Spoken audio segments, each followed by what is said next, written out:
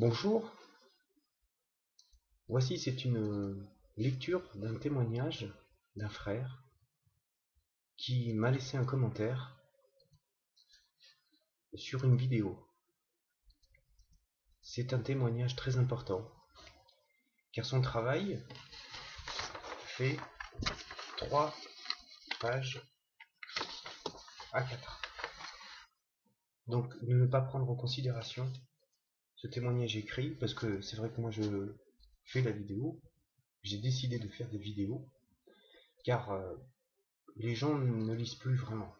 Je dis pas tous, mais une bonne partie ne lisent plus. Ils n'essayent pas d'aller chercher. Et donc ça, c'est ma manière de témoigner. Mais il y a des gens qui passent par l'écrit, qui écrivent et qui, donnent aussi leur témoignage par écrit. Et quelquefois, dans tout ce fleuve de commentaires, de vidéos, choses comme ça, leur témoignage passe à côté parce que les gens ne s'arrêtent pas vraiment pour le lire. Alors, je vais donc lire ce témoignage qui est en réalité une réponse, une remarque, une réflexion sur un échange d'idées que j'ai eu avec un frère, parce qu'il faut que je replace dans le contexte, hein, sinon ça serait pas bon. Moi je fais une vidéo où j'appelais le titre le mensonge colle aux feuilles, soyons en deuil. Dans cette vidéo, où je mets des passages comme Jérémie 8.8, où je dis que la plume mensongère des scripts s'est mise à l'œuvre, et j'indique donc, et moi, par assurance de ces choses, parce que je sais que c'est ça, je dis que les textes anciens ont été pervertis par la plume, et c'est pour ça que nous retrouvons une contradiction entre ce que dit Jésus et ce que nous voyons dans la Torah. C'est-à-dire en ce qui concerne les lois sur les lapidations, sur les meurtres, il y a beaucoup de choses comme ça.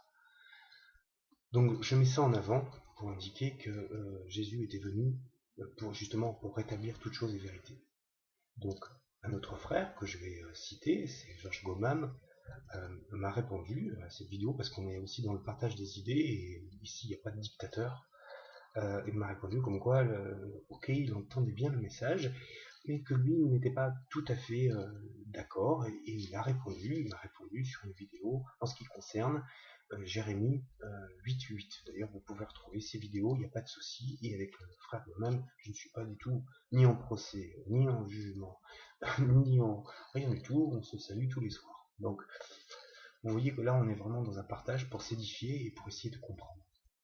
Alors, Nico, sur ces vidéos-là, a voulu participer, c'est normal, parce que nous, on est là pour ça, c'est pas pour faire participer les gens, mais pour qu'il y ait un partage d'idées et une chose. Alors, le commentaire qu'il laisse va si vous voulez, un petit peu dans le sens de ce que je dis. Donc vous allez me dire, oui, bah, forcément, tu donnes en vidéo des commentaires qui vont dans ton sens, et pas dans l'autre. Alors, vous avez raison, mais si on dépasse tout ça, c'est juste que une entrée en foi dans le Seigneur est souvent pas difficile, mais avec plein d'interrogations. Et ce commentaire-là est bien car il indique clairement toutes les questions qu'on peut se poser quand on est dans le début de la foi et dans les Écritures, et qu'est-ce qu'on en comprend, et qu'est-ce qui n'est pas logique, et qu'est-ce qui l'est. Voilà, donc c'est pour ça que le commentaire de Nico, que je remercie beaucoup d'avoir passé du temps à écouter ces vidéos, et qui a participé à cet échange d'enseignements, d'idées, de partage, parce qu'il ne faut pas être non plus hypocrite, hein, quand on dit des choses à l'écran, c'est aussi un enseignement quand on a l'assurance. Donc moi, quand je vous parle de quelque chose, je partage l'enseignement que j'ai. Donc j'enseigne. Donc voilà. Je le prends et je suis responsable. Je ne sonne pas des deux cloches. Donc voilà, c'est pour ça. Nous allons lire ce commentaire que le frère Nico m'a adressé. Salut, frère Pierre. Tes explications sont claires. Je te mets en partage ce que j'ai déjà mis en partage sur la vidéo du frère Gobam, c'est-à-dire, je réponds au frère Pierre, Jérémie 8.8. Chacun de nous, comprenant de manière différente, je ne pense pas que Dieu puisse se contredire. Mais les Bibles, les traductions, les différents conciles peut-être. Ce qu'il y a eu au cours des siècles nous montre que l'homme est intervenu et qui décide que les Écritures doivent s'appeler Bible, et qui décide que la Bible a 66 livres, et qui décide que la Bible a 77 livres, qui décide de ce qui est inspiré ou non, si ce n'est l'homme lui-même. Voici quelques passages qui montrent bien cela. Tout d'abord au niveau de la loi, et je te le dis, je peux me tromper, cela est un partage. Voici la loi donnée à Moïse. Dans ces extraits de la loi, je ne donnerai que quelques exemples. Et vous pourrez par vous-même lire Exode en entier. Pour lire la globalité de la loi, et je mettrai en dessous de chaque loi les commandements du Seigneur Jésus-Christ de Nazareth. Dans chaque exemple, je reprendrai le contexte également. Commandement de Dieu donné à Moïse sur la montagne de Sinaï. Tu n'auras pas d'autre Dieu devant ma face. Commandement de notre Seigneur Jésus-Christ de Nazareth. Et l'un d'eux, professeur de la loi, lui posa cette question pour le mettre à l'épreuve. Maître, quel est le plus grand commandement de la loi? Jésus lui répondit. Tu aimeras le Seigneur, ton Dieu, de tout ton cœur, de toute ton âme et de toute ta force, de toute ta pensée. C'est le premier commandement et le plus grand. Et le deuxième, qui lui est semblable, tu aimeras ton prochain comme toi-même. De ces deux commandements dépendent toute la loi et les prophètes. Remarque, comme tu le dis dans la vidéo, tu aimeras ton prochain comme toi-même. Et bien cité dans l'Ancien Testament, Lévitique, tu ne vengeras pas et tu ne garderas pas de rancune envers les membres de ton peuple, mais tu aimeras ton prochain comme toi-même, je suis l'Éternel. Voici que notre Seigneur nous apprend très clairement que celui qui veut accomplir la loi n'a en réalité qu'à obéir à ces deux commandements. C'est très clair. Ici, les commandements du Seigneur ne viennent pas en contradiction avec les premiers commandements donnés à Moïse. Mais voici une contradiction, tout du moins un rétablissement de la part de notre Seigneur, sur les lois données à Moïse. Et je commencerai par ce passage explicite qui montre clairement que les hommes se sont eux-mêmes fait interprètes de la loi. Matthieu. Alors Jésus s'adressait à la foule et à ses disciples, en disant, les spécialistes de la loi et les pharisiens se sont fait interprètes de Moïse. C'est pour cela que le Seigneur vient et rétablit cela. Tout du moins, c'est ce que je comprends. Commandement de Dieu donné à Moïse sur le mont Sinaï. Tu ne tueras point. Ce commandement est compréhensible de tous, à moins d'être de mauvaise foi. Tu ne tueras point. Cela veut bien dire tu ne tueras point, point final. Mais nous voyons un peu plus loin un autre commandement donné à Moïse qui vient annuler celui-là même. Voici ce passage. Si des hommes se querellent et qu'ils heurtent une femme enceinte et la fassent accoucher, sans autre accident, ils seront unis pour amende imposée par le mari de la femme et qu'ils paieront devant les juges. Mais s'il y a un accident, tu donneras vie pour vie, œil pour œil, dent pour dent, main pour main, pied pour pied. Remarque, j'ai vu ta vidéo sur les Néphilim dont tu parles, ça y parle à Gobam. Et certainement qu'il y a eu des abominations de fait et que Dieu y a mis un terme au temps de Moïse. Mais dans ces commandements précis, il parle juste d'une femme enceinte qui pourrait perdre ses enfants à cause des hommes qui se querellent, si j'ai bien compris. Voyons maintenant ce que dit le Seigneur par rapport à ce commandement. Vous avez appris qu'il a été dit œil pour œil, dent pour dent. Mais moi je vous dis de ne pas résister aux méchants. Si quelqu'un te frappe sur la joue droite, présente-lui aussi l'autre. Si quelqu'un veut plaider contre toi, prendre ta tunique, laisse-lui encore ton manteau.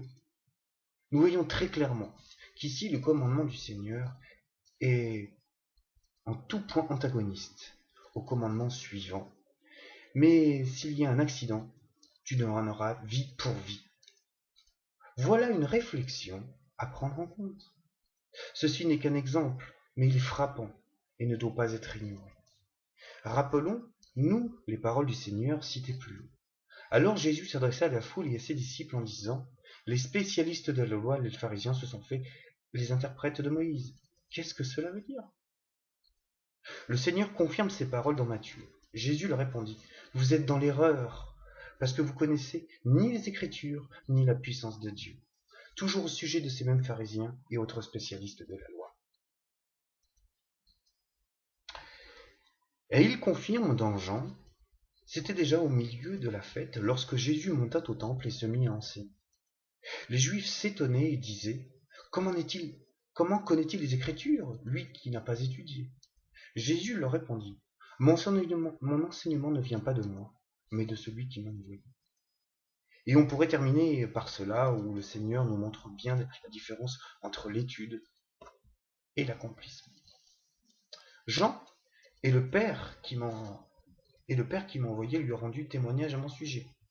Vous n'avez jamais entendu sa voix. Vous n'avez pas vu son visage. Et sa parole n'habite pas en vous, puisque vous ne croyez pas en celui qui l'y a envoyé. Vous étudiez les Écritures parce que vous pensez avoir par elles la vie éternelle, mais c'est surtout elles qui me rendent témoignage à mon sujet. Quel est le plus grand, l'étude des Écritures ou l'accomplissement des Écritures? C'est bon. Jésus-Christ de Nazareth et l'accomplissement. Tout est accompli. Alors me direz-vous, frère, à quoi sert de nos jours l'étude des Écritures, si ce n'est le témoignage? Le Seigneur le dit très clairement. Vous étudiez les Écritures parce que vous pensez avoir par elles la vie éternelle. Mais ce n'est pas par l'accomplissement sur la croix que notre Seigneur, que nous avons la vie éternelle. La vie éternelle n'est-elle pas en Jésus-Christ lui-même? Le Seigneur, encore une fois, nous le dit. Les spécialistes de la loi et les pharisiens se sont fait interprètes de Moïse, et c'est ici que je vais dans Jérémie. Donc, dans Jérémie. Comment pouvez-vous prétendre?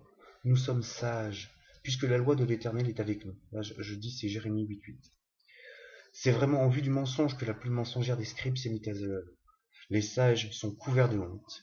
Ils sont terrorisés, pris au piège. Maintenant qu'ils ont méprisé la parole de Dieu, de l'Éternel, où est leur sagesse? C'est très clair, Jérémie prophétise à propos du Seigneur dans ses paroles. Les sages sont couverts de honte, maintenant qu'ils ont méprisé la parole de Dieu. La parole qui n'est autre que la parole faite chair, Jésus-Christ de Nazareth. Oui, cette prophétie a été accomplie, car nous voyons bien que les choses, pharisiens et autres spécialistes de ce temps, ont méprisé la parole et se sont fait eux-mêmes les interprètes de Moïse. Sachant tout cela, l'étude des Écritures importe peu, car ce qu'elles ont été accomplies. Mais l'étude des Écritures importe seulement parce qu'elles en rendent témoignage de l'accomplissement du Seigneur. Jésus-Christ de Nazareth n'est pas une écriture, il est l'accomplissement des Écritures, car les Écritures rendent témoignage de lui. Amen. Les Écritures sont-elles plus importantes maintenant que celui dont elles rendent témoignage? Jésus-Christ est le témoignage vivant des Écritures. Il faut avoir le discernement que les Écritures sont passées entre les mains des pharisiens, des scribes, des spécialistes de la loi, et en cela, nous voyons les imperfections. Comment Dieu peut-il se contredire? Comment nous le voyons par rapport à la loi de Moïse et sur le « tu ne tueras point ».